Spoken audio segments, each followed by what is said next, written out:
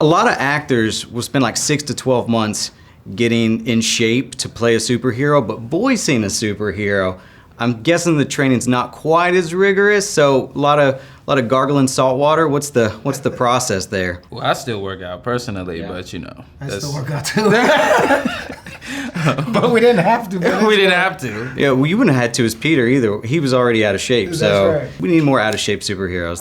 I genuinely actually agree. What I loved about Peter in this one was that he seems like a very regular guy, which I think is a big inspiration for Peter Parker. Yeah. And for Spider-Man. He's someone you can relate to. Right. So it was fun to see this version of Peter. Mm-hmm. So they've already announced a sequel. Congratulations. I know it's going to be like focused on Miles, but can you tell me if Peter's going to be back? He's got to be, right? I think it'd be a shame if Peter wasn't around. I think so. But to be so disrespectful to Spider-Man and the Spider-Man fans, you know, this story is special because Peter Parker is still Peter Parker. Right. We didn't do any. Miles Morales did not replace Peter Parker. Miles Morales he's learning from Peter Parker. Right. I thought one of the highlights of the whole movie was the relationship between Peter and Miles. So did you guys get a chance to spend any time together, or was the chemistry just immediate, just a straight up bromance?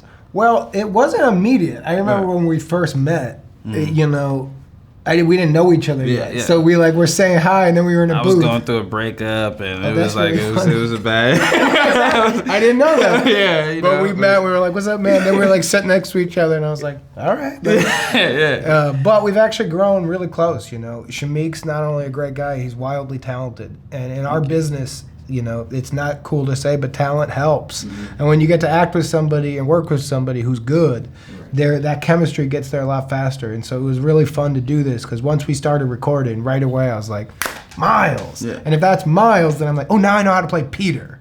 And, you know, I think we both agree that at the real heart of this is this friendship. And it starts off as a mentor-mentee, but really it becomes a weird buddy thing.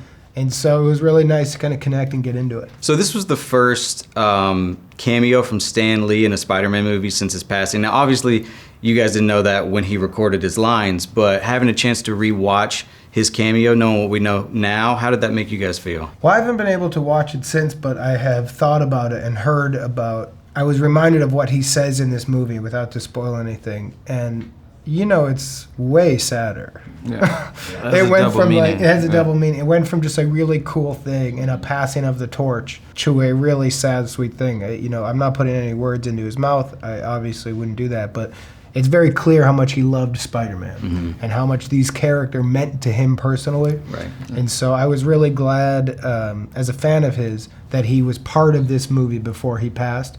Because this movie obviously loves Spider-Man as much. Not as much as he did, but it loves it.